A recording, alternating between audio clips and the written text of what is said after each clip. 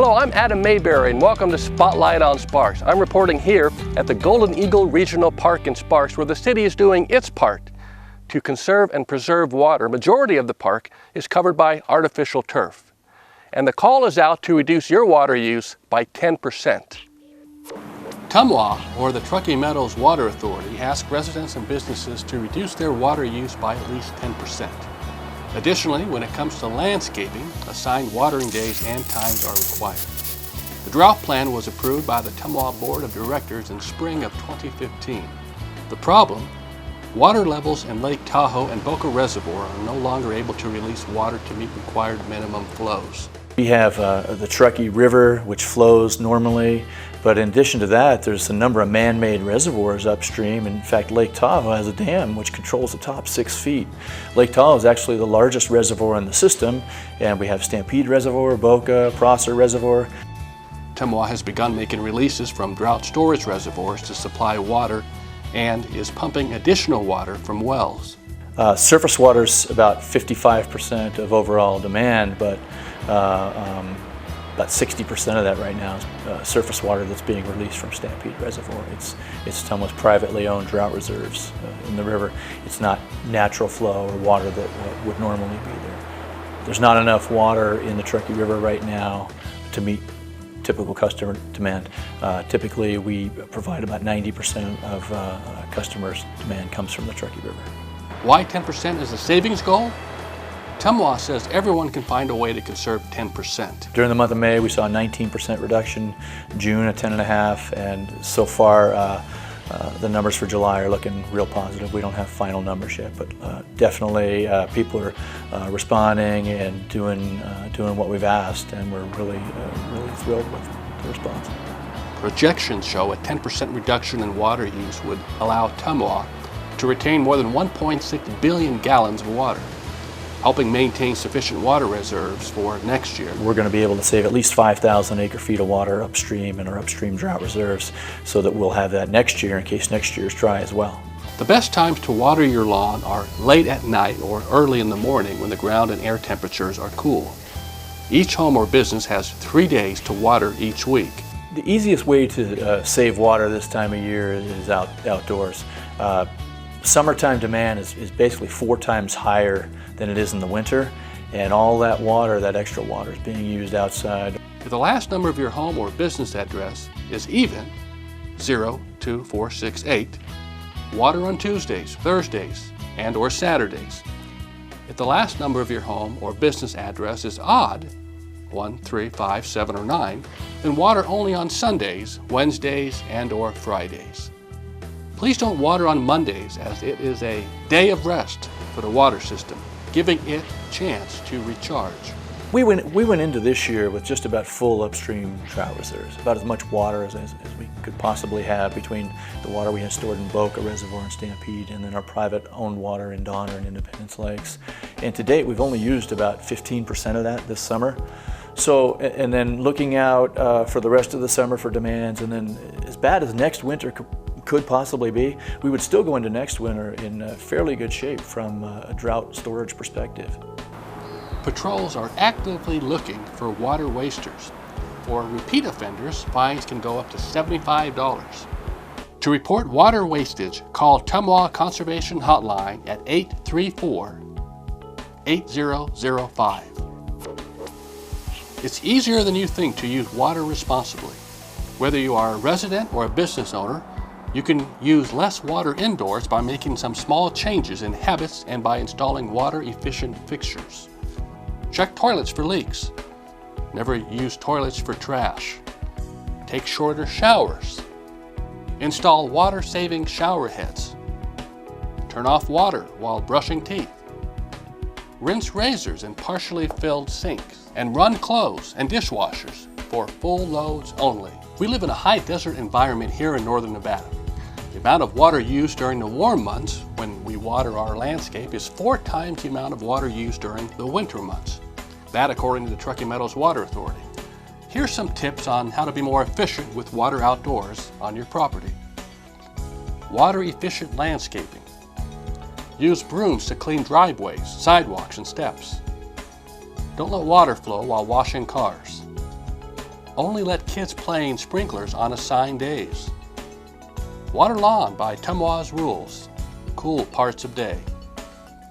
Don't water when windy or when it's raining. Check outside pipes and hoses for leaks. Use a nozzle with a shut-off handle on hoses. And check automatic sprinklers at least once per month. Did you know that Golden Eagle Regional Park was the largest installation of artificial turf in all of Northern America? It's 1.4 million square feet of artificial turf, and is projected to save 42 million gallons of water a year.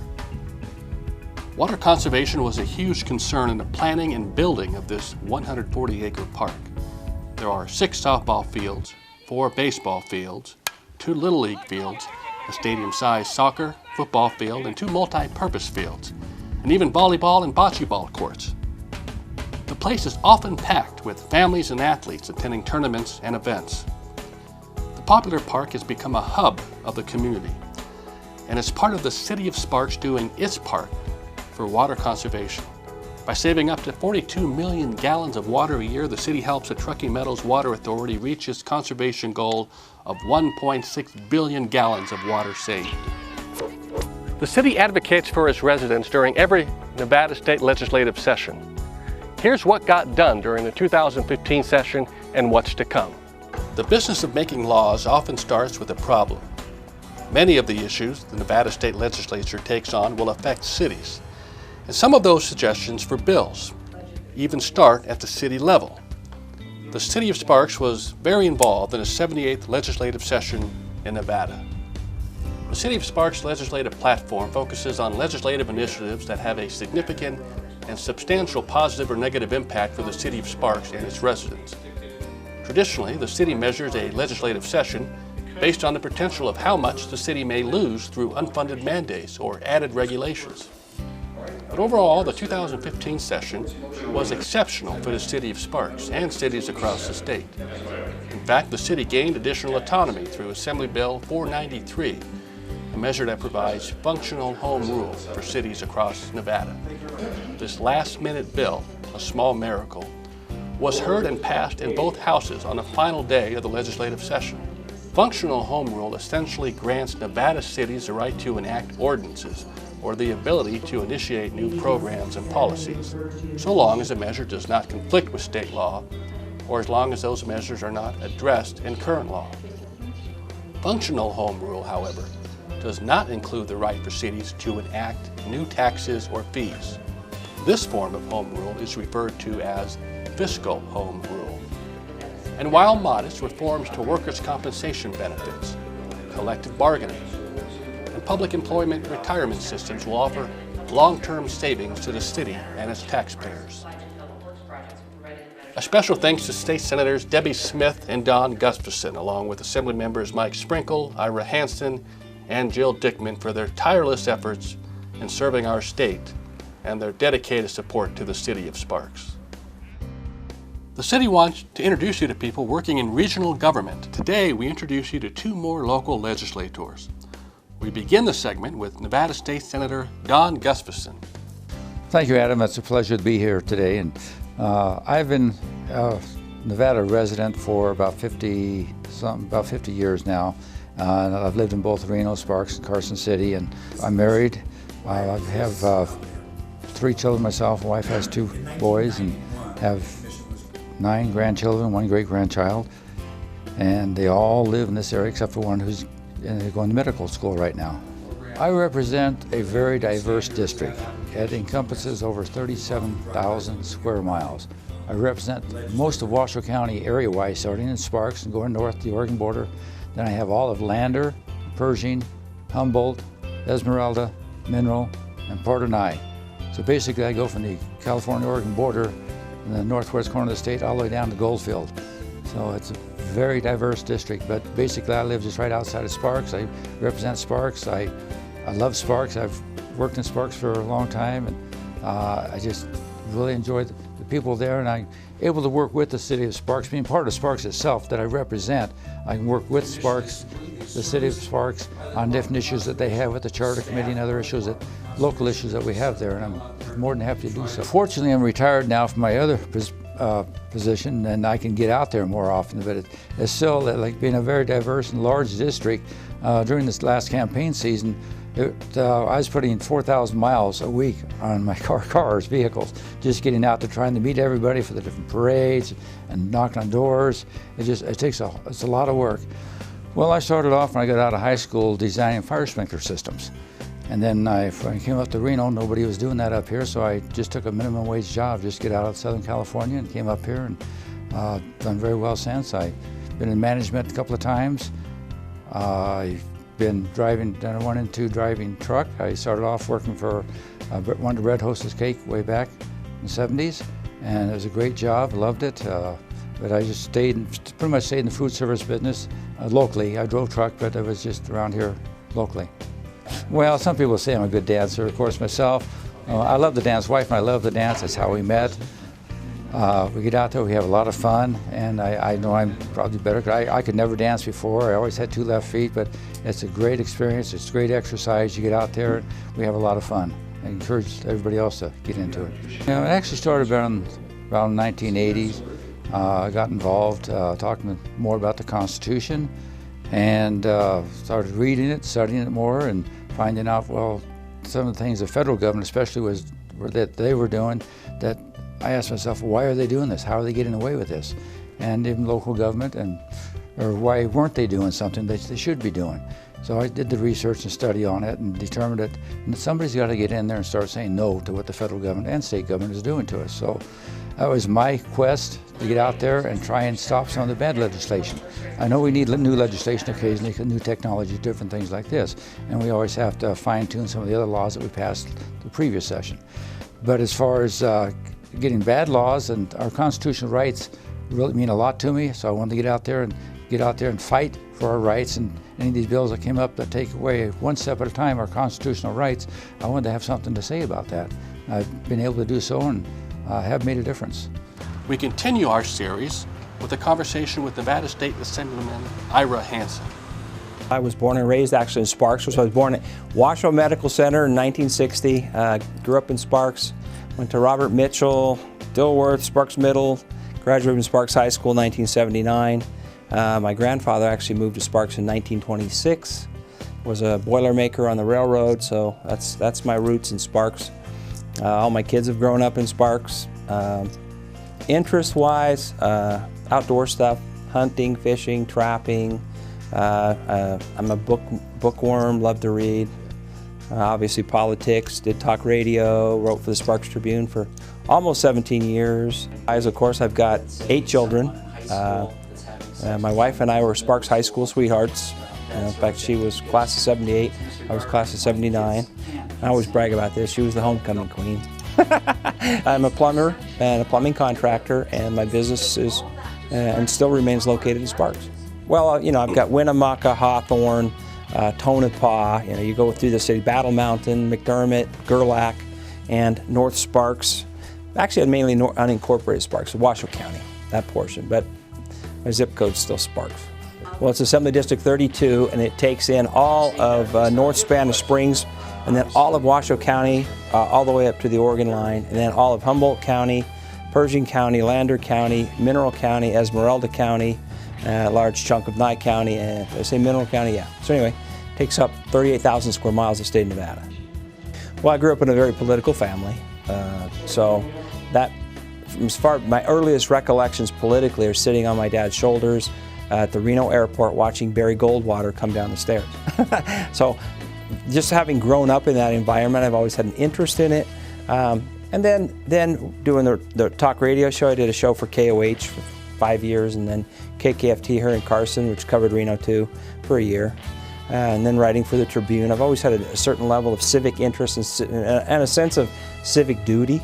So I actually ran for this same office in 1992. I was defeated in the primary, and thank goodness, really, it was premature. My kids were too little. Now I'm older, most of my family's grown. My youngest child at home is a sophomore in high school. And you know, I think everybody has a responsibility to a certain extent. Mine is probably more advanced than most people would be interested in doing. But you know, trying to do what's good for my state. My father, he ran for governor in 1970 when I was 9 years old. and I remember it very, very well. So that was the first. Actually, interesting enough, my grandfather on my mom's side ran for Sparks City Council in 1958 or something like that, and then I think in 1960 he also ran for the State Assembly. And then on my wife's side, her family has been very active politically too. In fact, her father was district attorney for Eureka County for 30 years. Well, the first would probably be tax policy, trying to keep taxes to a minimum so that the average rank and file folks don't have to pay more than they need to, keeping state government efficient. Around here this year especially, big issues. One was construction defect, which for the average listener, they're probably not aware of what it is, but it's been an extremely difficult thing for the construction industry, which is one of the major employers in Nevada. So that was a big one. The gun issues. Most of my district, and traditionally Sparks have been very pro-Second Amendment, pro-guns. There are a lot of issues like that around here.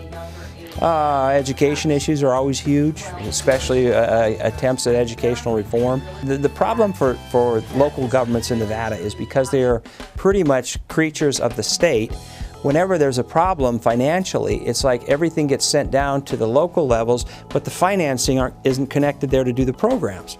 Unfunded mandates, and it's very frustrating for local governments, and it can in many cases cause a significant reduction in services that a city or county would typically provide.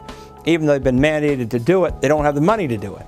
So it's a mess. Actually, the city's been great to work with. Anyway, when I got elected, they always have a meeting and then we go over some of their priority issues. When there are significant issues that are going to affect the city, hey, I'm always a big supporter of trying to help the city of Sparks. For more information, visit the state legislative website with legislative archives dating back to 1985.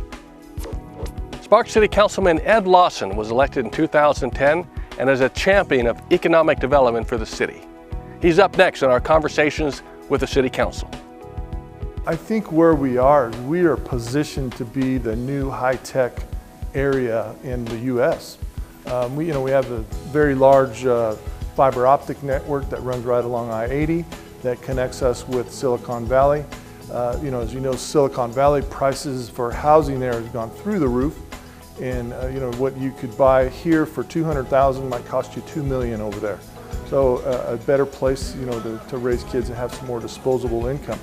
But the other thing that's exciting is we have really the three-pronged approach here. We were named one of the 6 sites in America to have unmanned aerial vehicles. Also with Switch coming and the Superloop.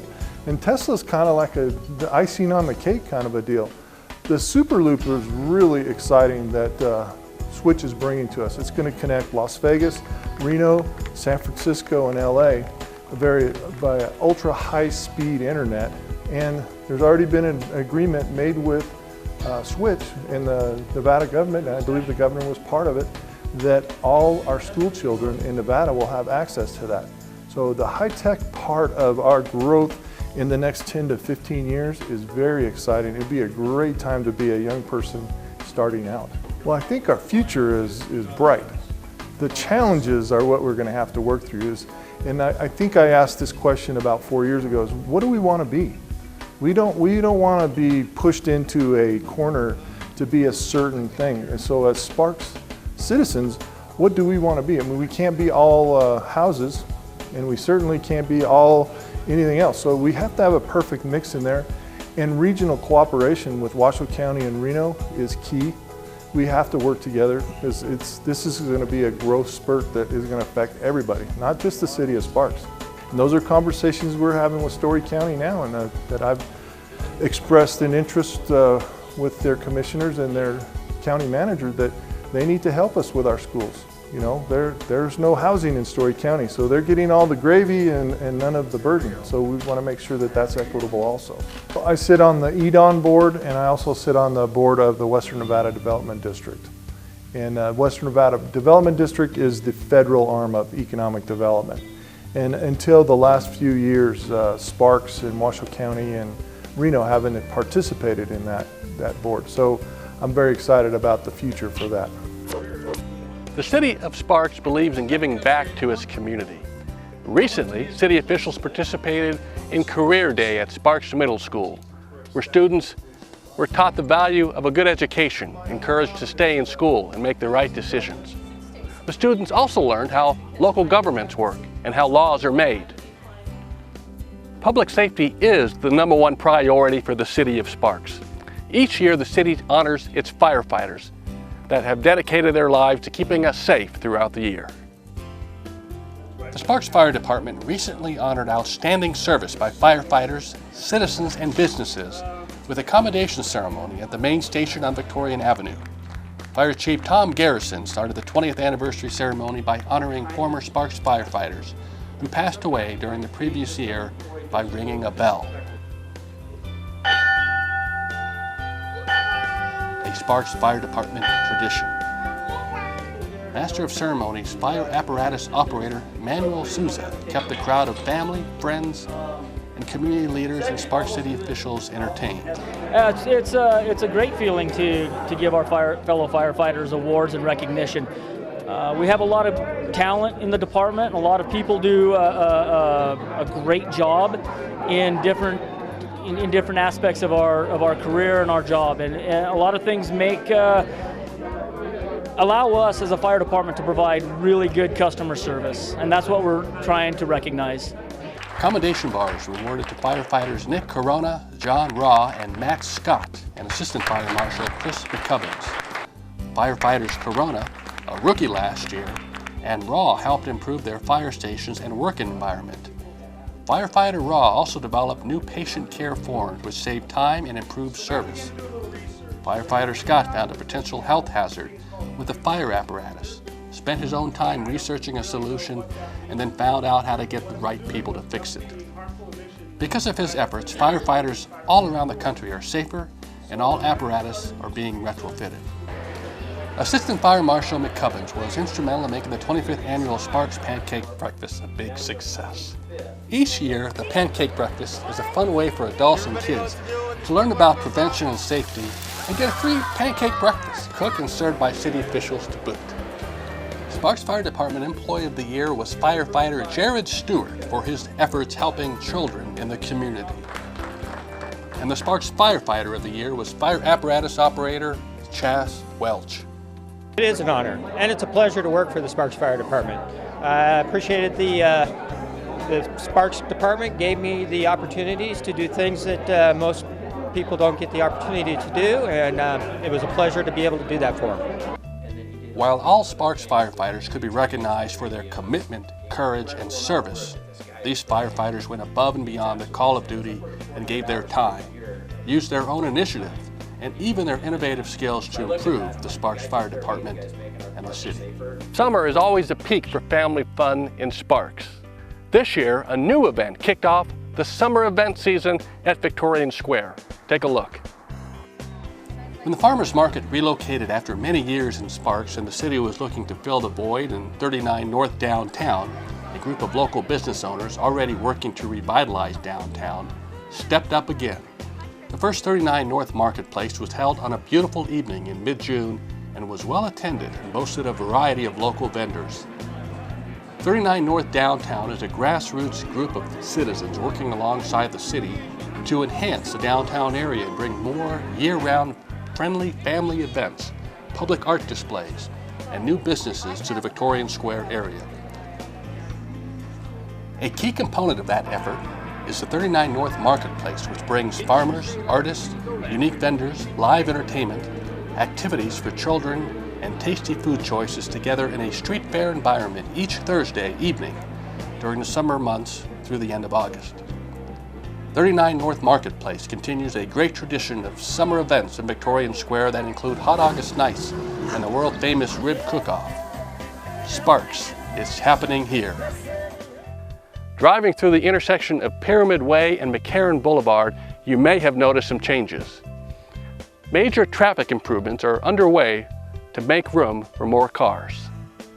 Pyramid-McCarran Intersection Improvement Project will improve safety and relieve congestion at Sparks' busiest intersection, enhancing the neighborhood with improved, safer traffic operations and landscaping.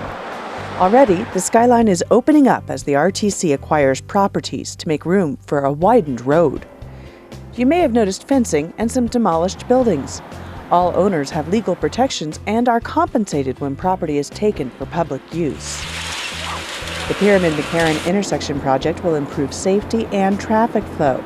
The RTC worked closely with local residents to design the project, enhance landscaping, reduce noise pollution, and even include some art in the project.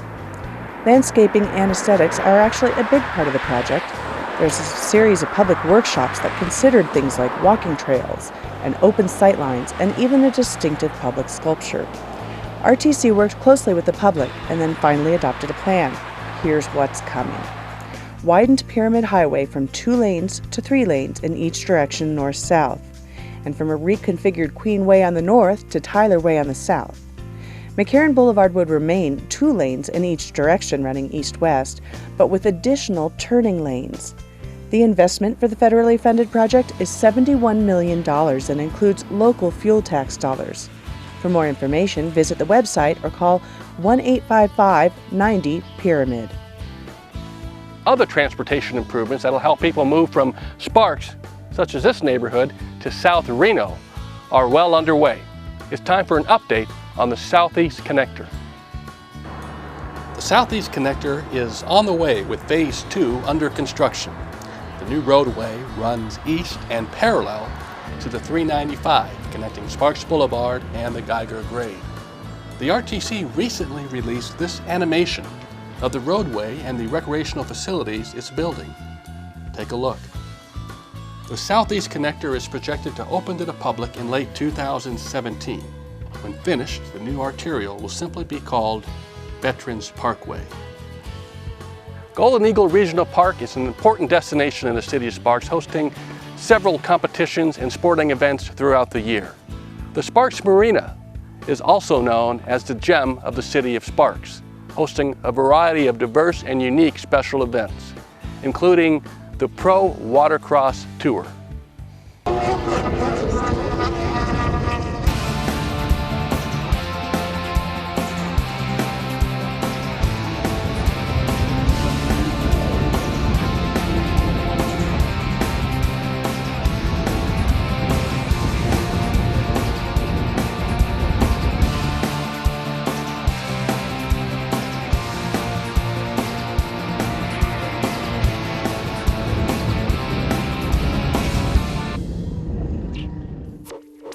Thanks for watching this installment of Spotlight on Sparks. I'm Adam Mayberry. To learn more about the city, you can log on to cityofsparks.us.